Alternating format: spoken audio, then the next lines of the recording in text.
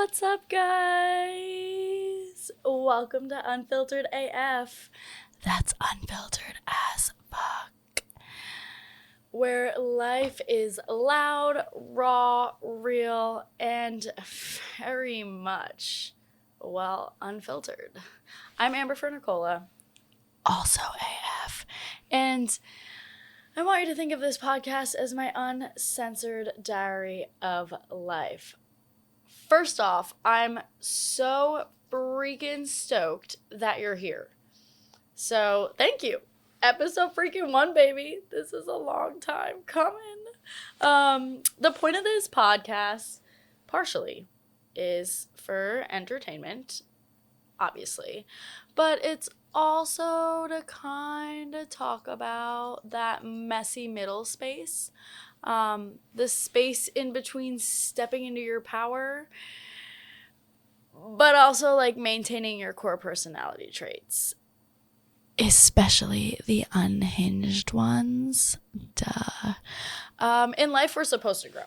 And although I'm here for it, I'm not necessarily ready to release my chaotic and unhinged side. I'm not anyone cool or important to start things off with, right? Like, I'm just a normal gal. I'm honestly just the mailman's daughter. But that's why I think this will resonate. I'm just freaking like you, figuring it the fuck out. I definitely don't have all the answers, but I hope we can find the answers together. On paper, my life is pretty amazing. And honestly, I'm really grateful because for the most part, my 20s were everything that they should have been. From living in 3 states, 4 cities, traveling to 14 different countries, which I know is not really that much in comparison to some of you guys. But for me, it's a big deal, right? To curating friendships from all over the world, experiencing heartbreak twice, womp womp, to working in fitness for 11 years, but also trying numerous other careers. I feel like that's what your 20s are supposed to be, a bunch of experiments. And you learn a lot about yourself and your pitfalls when you do all of those things. I'm at a crossroads where I feel like I'm between 2 different versions of myself.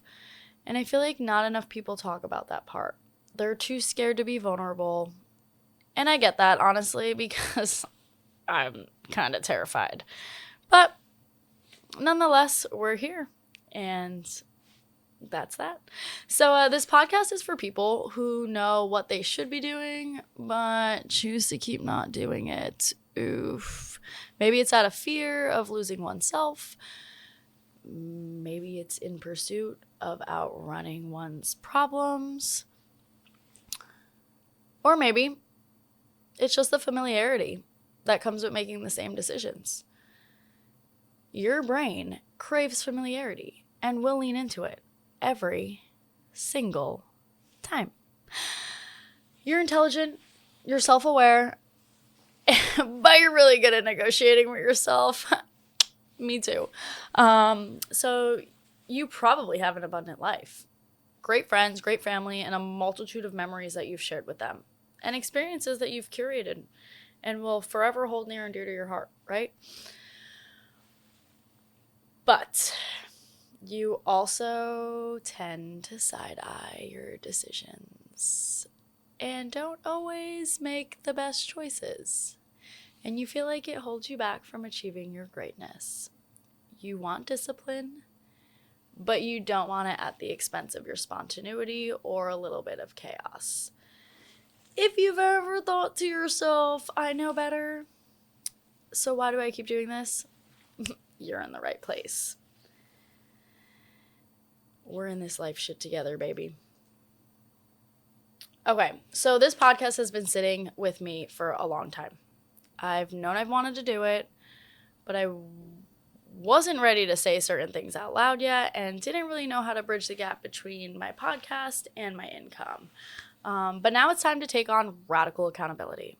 And that's the part you guys get to come along for the journey with. I wanted a space where I could think out loud, speak honestly, and evolve in real time without waiting until I had it all figured out. And I'm sure there's a lot of you guys too that are in that middle space. So this is our reinvention. It's a confrontation with ourselves. And we're just going to talk about the process as we're in it. So here we go. Remember, lasting change is really fucking hard. So be sweet with my vulnerabilities and be gracious with yourself as you trek along for the ride with me. I felt like this was a really great time for this podcast for a few different reasons. December 5th, I turned 30. New decade, baby. I also moved to a new city in September. And it's now 2026 as of like 19 days ago. So there's a lot of new beginnings here. Oh, and if you want to really dive into it, I'm a Sagittarius. And evidently, according to astrology, we have frickin' been through it the last couple of years. Which makes me feel a little better because I was really questioning what was wrong with myself. And now we're moving on to the year of the horse, and it's supposed to be pretty pivotal for us. So my Sagittarius queens and kings, fucking strap in. We've got a great year ahead. If we grab it by the balls and embrace it. So let's talk about my 30th birthday. I went to Puerto Rico. It was awesome. We're going to talk about how that happened. So first things first, my birthday trip hit me a little bit differently than I had anticipated. Like I said, I just turned 30. I'm living in a new city. It's a new year. I'm starting this new project and also like a few other ones that we'll talk about, but not yet. And I honestly thought my 30th birthday would be in like Ibiza or Mykonos. But Ibiza and Mykonos is not super cool in the wintertime. And then I figured it'd be somewhere else pretty wild. I guess Puerto Rico's fitting for that. Let's talk about it. Puerto Rico was obviously fucking fun. But it was also a little bit reflective. More reflective than I honestly expected. So we're going to chit chat about all of it. Number one, I had a freaking blast in PR. And my 30th birthday was literally everything I wanted it to be. We partied like a rock star. We spent our days on the beach, listening to the ocean, feeling the sun, right? Unfortunately, even though I do live in Austin, Texas, it's still not tanning weather here, and that's fucking lame. So it was really cool to be able to party till the break of dawn and then just sleep on the beach for hours and catch a tan. We didn't just sleep on the beach though, okay? We swam, well, kind of swam. It depended on the beach. I went to different beaches every day. I swam on the calmer beaches. I didn't swim in the aggressive beaches because those fucking Puerto Rican waves are more than I anticipated. And I didn't even go to the wavy part of the island. I was in Old San Juan. Well, I was in San Juan. I was in Condado, actually. But I've spent a lot of time in Old San Juan in my whole 2.5 days there. But anyway, my 30th birthday was everything I wanted it to be. Definitely spent more time partying and not enough time exploring the culture like I'd usually prioritize and prefer, but it was only 2.5 days. And if we're going to talk about how this podcast is going to make us better, I also noticed on my trip to Thailand that I spent a little too much time party rocking. But I did get to see a lot of Thailand, so that was different. Anyway,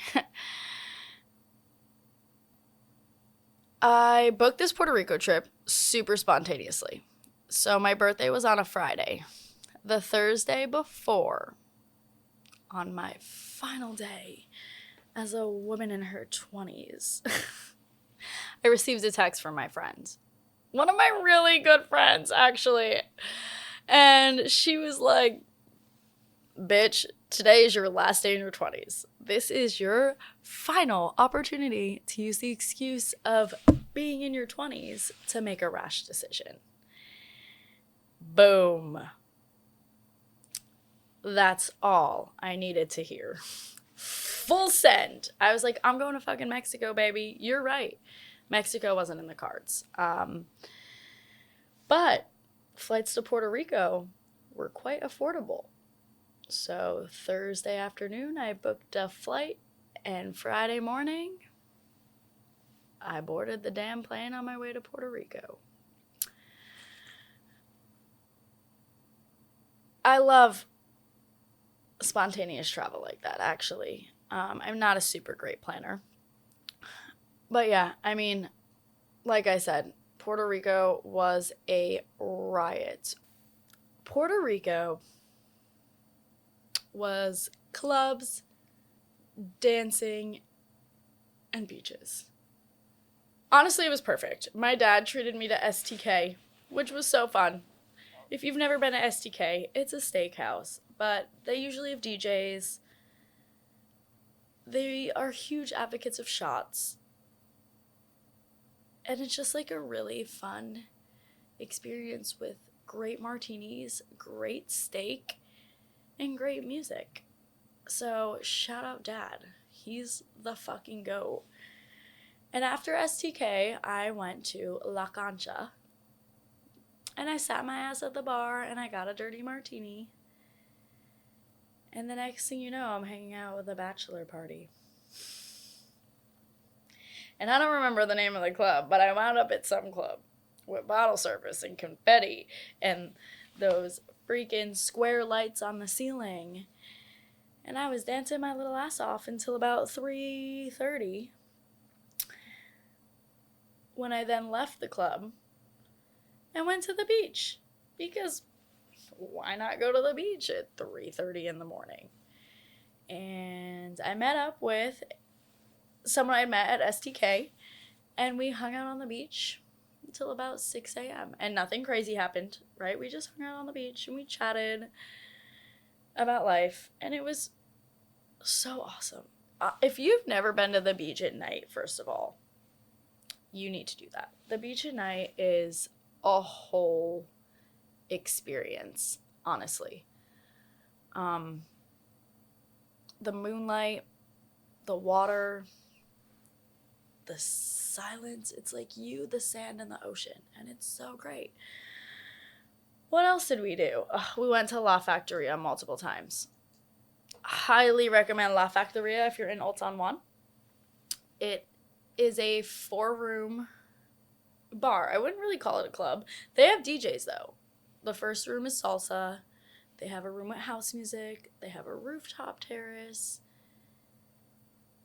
I don't remember what the other room was because I didn't really spend much time in it. But yeah, so La Factoria is where it's at. I actually spent 2 nights there, and I met really fun men both nights. So if that's what you're into, La Factoria, baby. But yeah, I mean, Old San Juan is so charming. It's so beautiful. It's so colorful. The architecture is so fun. Like I said, most of my trip was partying and beaching, but it was only 2.5 days.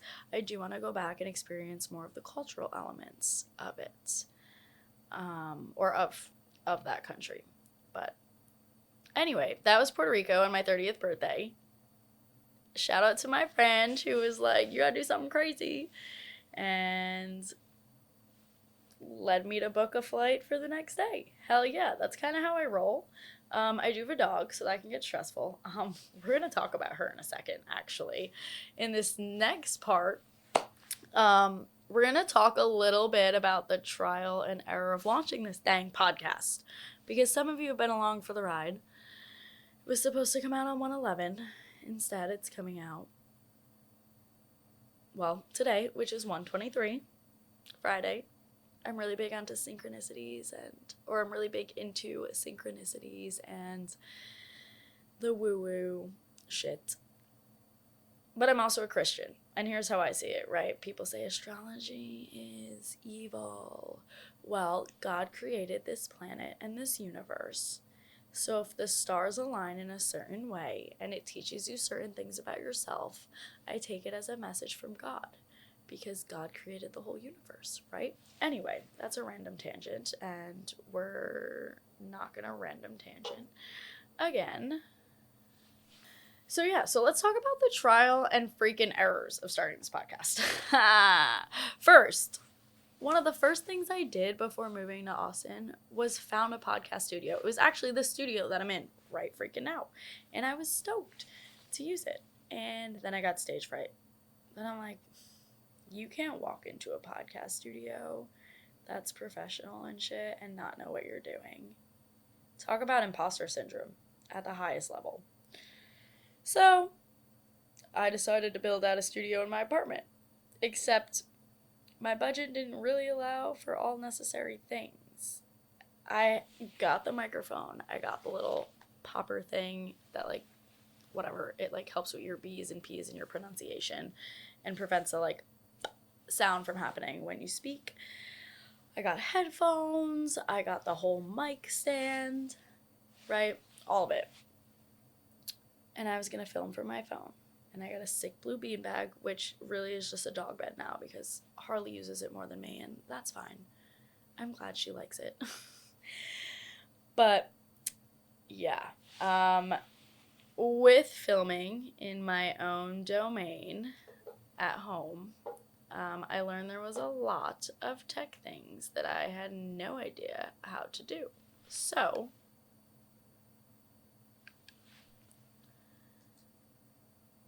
here we are, finally, back in the same studio, filming for all you guys. And we're stoked. But anyway, yeah. So because of so many technical difficulties and imposter syndrome and stage fright, which is very weird for me if you know me, it's been a fucking ride. Also, in addition to the tech issues, my dog decided to consume 100 milligrams of THC. We're going to talk about this because this was erratic and funny, and honestly, I don't know what I would do without this bitch. But Harley is my co-host to life, and I adopted her 3 weeks after my childhood dog had passed on a whim. It was actually accident. I went to Miami-Dade Animal Shelter and wanted to play with a dog. And they're like, you can't play with a dog unless you're adopting them. And I'm a fucking rule breaker. So I'm like, whatever, I'm adopting her. I want to play with her. And they put the adopted sticker on her cage and they let me play with her. And she was a maniac in the cage. I mean, in her cage, she was screaming like you would have thought she was being bitten. So, in her cage, she was screaming like a wall weasel.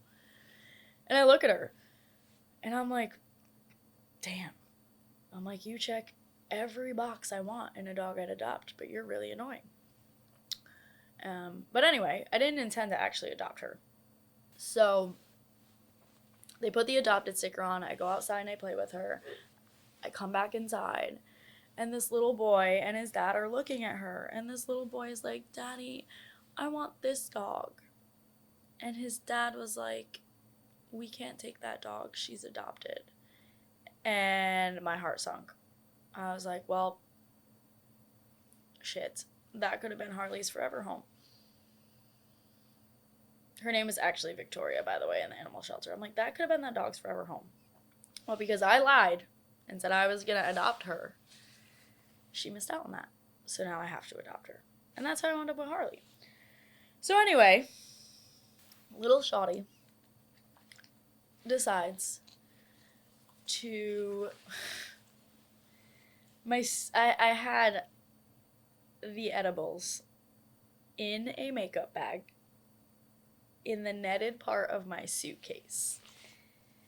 And this little maniac opens the suitcase and she eats them all. This was an unopened bag of edibles. And not only was it 100 milligrams from a dispensary in New Jersey, but it was chocolate toffee and had caffeine in it because it's like daytime adventure sativa edibles, right? Like, whatever. Anyway, this dog was on Mars. It was, I would say, hilarious, quite hilarious, but also like a little terrifying, right? I mean, she froze. It's like the bitch looked at Medusa. Her body wouldn't move, but her eyes would. She was like sitting in her chair making this dumbass face. Actually, her chair, my podcast chair, right? Anyway, it lasted about 18 hours. We had multiple vet appointments. I took her to her vet. I also had called poison control before that. A lot of money this chick cost me. I mean, she would fall over if she sat up straight for too long. Oh my gosh, the best part was like the floor was lava. Every time she touched the floor, it was like, I wish I got that on video. I got most of it on video, but not that. So yeah, when trying to launch this podcast, we had lighting issues, we had microphone issues, we had recording issues, we had RSS issues, we had other tech issues, and we had a dog that was stoned as fuck on 100 milligrams of THC. My poor, sweet Harley, wobbly, paranoid, and probably couldn't even feel her dang body. But we did make it through, and then we took a little week hiatus from the pod and got it together. So, anyway, like I said, terrifying, hilarious, also extremely on brand for me and my life. Anyway, let's move on to the perfect example of let's move on to why this is the perfect example of taking messy action. In the making of this episode, the evolution was actually really important for me. The format, the ideas, the flow, it really, really, really came together in all of the trial and errors. If I would have just raw dogged in the studio the very first time I tried recording, my creative juices really wouldn't have lit up the way they did. And so it was a blessing in disguise, honestly, the fact that things didn't go as planned. And I feel like that's normally the case, right? Now let's dive into the other element of this podcast, which is the tensions of life and acknowledging them.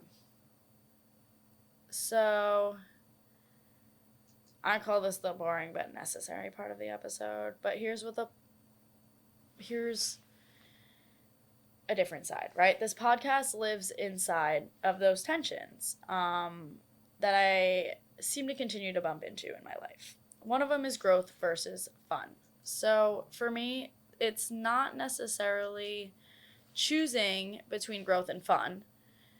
It's the constant question of how do I keep the fun and the chaos and the debauchery in my life without sabotaging my growth. Because I like my life. I love my life, actually. I love the fun. I love the travel. I love the late nights out. I love the different experiences. I love the people I meet, the culture, and fuck, I love tequila. Come on. Let's just be honest. I also love fitness, wellness, and inner fucking peace. But sometimes the fun bleeds into a little bit of self-sabotage.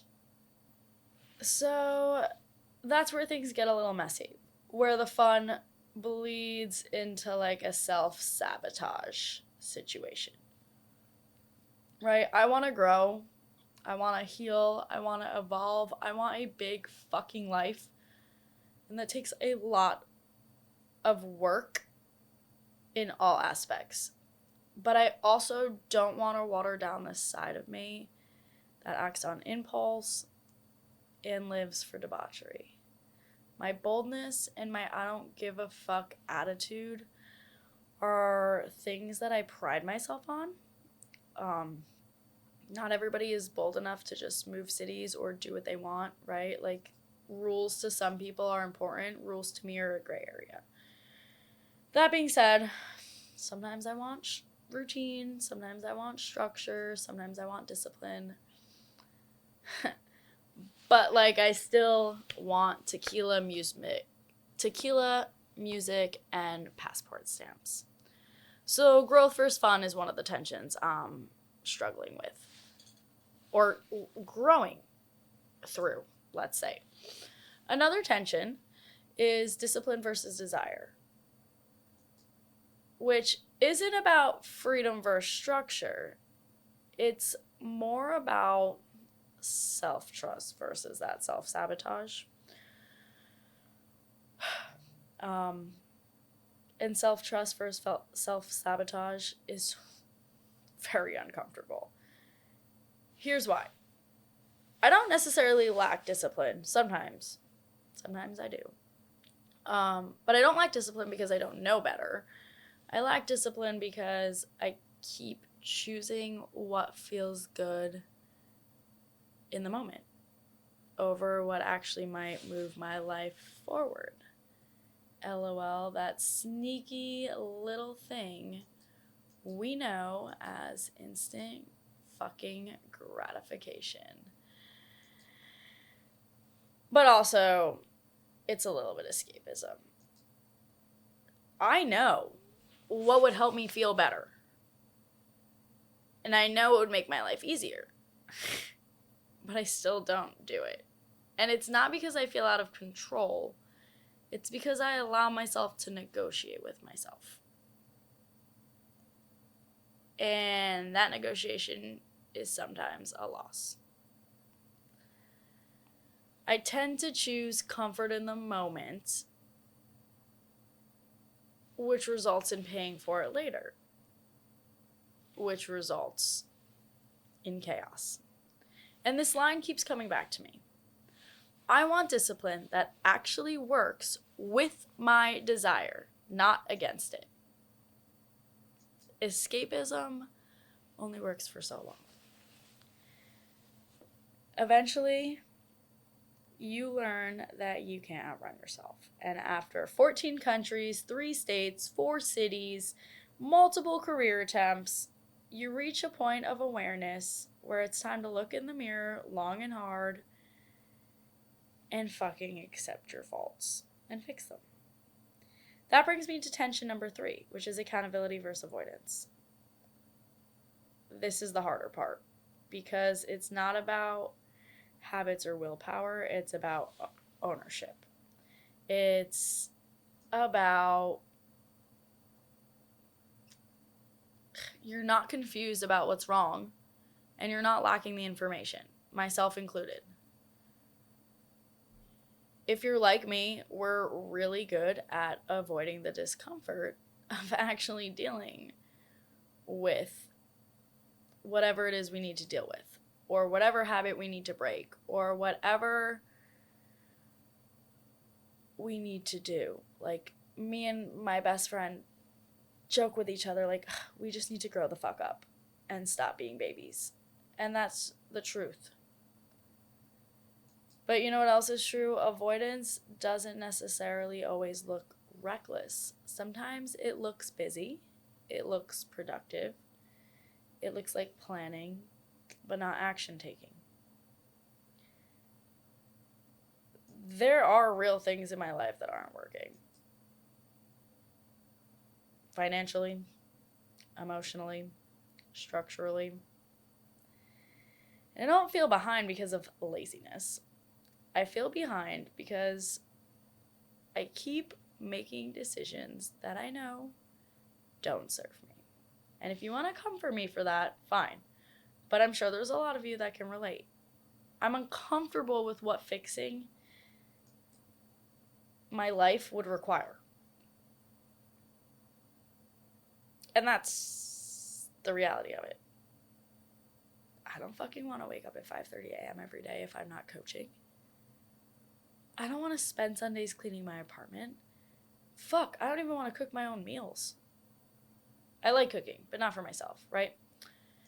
There's a difference between not knowing what to do and not wanting to sit with the discomfort and the consequences of change. So, let's use this awareness and start acting in alignment with the life we want to build. The life we need to build. Whatever that looks like for you. It's different for everyone. I got to a point where, honestly, after all of my attempts of outrunning myself, which I didn't realize was me outrunning myself for a while. Okay, so how did I get to this point in this realization? Let's chat about that. After so many cities, so many career attempts, making so many friends and dating different guys, you start to learn a lot about yourself. And honestly, I knew I would be homesick about 3 to 4 months into moving. I'm not new to moving. But I didn't realize why I was homesick until recently. And I went to Jersey for the holidays, and it was amazing. I'm grateful. I got to see all of my people. I got to spend time with my dad. I got to get on the snowboard a little bit before sending it out to the Alps later in this year. And I had a lot of job security back home. And it's a job I love, but at some point you need more as a human, right? Like, I get if you have a family and you're the provider, that it's not necessarily easy to start new things and try new things, but I have a dog and I provide for myself. So I can't just be one of those people that just does the same thing forever. Thankfully, my job has allowed me to live in all of these different places and meet all of these different people. So it's a little bit different. Even though I've worked the same job for 8 years, I've had a lot of different experiences doing it. So anyway, I come back home to Austin after my trip home to Jersey. Where is home, right? I come back to the city I live in after visiting my hometown that I grew up in. And I immediately was like, I don't want to be here. I want to go back home. If my dog wasn't here, I wouldn't even came back. But, so what do? I go to the pizza bar downstairs. And I get a pizza and a Caesar salad, and I allow myself 1 glass of wine. Which is like a whole nother thing we're going to talk about. And that 1 glass of wine turned into a 9-hour bender because my neighbors and friends wound up at the same bar and whatever. And I woke up the next day and I was upset. I spent money I didn't want to spend. I neglected to honor a commitment that I had made to myself. And it just got to the point where, like, I couldn't rationalize it. And that's kind of where it clicked. I've been here before. I'm not homesick. I'm terrified of the responsibility of having to take care of myself. I like living in Austin a lot. I didn't have major success in my Tampa life. It relied heavily on another human. Miami, I did okay, but I spent like a maniac. And that excessive spending relied on other safety nets. And that's where I was like, oh shit, you actually need to revamp yourself, your life, and your habits. You love the life you live, and you've been so blessed to live it thus far. But now it's time for you to take ownership of that life and create it and fund it and manage it for yourself. It means embracing toughness. It means embracing change. It means making and breaking habits. This is where I stop outsourcing my future to my impulses and I start growing. Growth doesn't threaten my personality. It threatens my excuses. So the last thing I want to talk about in episode 1, because this has actually been a little bit longer than I had anticipated. So now let's talk about where we're currently at. January. Before I wrap this up, I want to talk about fucking January. I promised myself I would lock in for the next 30, 60, 90 days. The things I said I was going to focus on in January and what actually happened thus far in January are not the same things. Going into January, I told myself I was going to work on dry January. I was going to work on digital boundaries. I was going to have a very structured morning routine. And instead, I started January off focusing on the execution of chaos. Here's what actually happened, right? Dry January did not stay fully dry. That part was a miss. But this is where the grace is important. My overall indulgence in substances dropped a lot. Less drinking, more productive days, fewer late nights, bleeding into the morning. Actually, I haven't had any of those yet, thank God. Less money spent on chaos. Being more mindful of my decisions. These are all wins, even though I failed at dry January. So, yes, a fail technically, but functionally still a win. Digital detox. This is another one. There's a lot of crazy things going on in the world, and my nervous system doesn't handle them very well. So I deleted my Instagram. And then I re-downloaded it. And then I deleted it. And then I re-downloaded it. And I'm kind of in this cycle of deleting, re-downloading, deleting, re-downloading. Because I'm trying to balance stepping back from doom scrolling and the constant input of all the negativity while still trying to remain relevant on social media, still trying to promote this podcast. And honestly, I talk to most of my people on Instagram. I have friends all over the world, clients all over the country, and a lot of people have my phone number, but I fucking hate answering texts. So, Instagram DMs, always. Text, no. But yeah, it's a real tension that I'm dealing with. And then morning routine. I had a whole fucking plan for a morning routine. We were going to gym. Then we're going to walk Harley. Then we're going to have a homemade breakfast. We're going to take a quick 20 minutes to clean my apartment. And then we're going to go drink a coffee and journal on the rooftop. Well, for the last 18 days, I have failed at this completely. Your morning routine sets the tone for your entire day. Your morning routine sets the tone for your entire day. It is important. So for the next 2 weeks, my top priority is my morning routine. I'm not going to sit here and pretend I chase perfection, but I am going to try to chase consistency.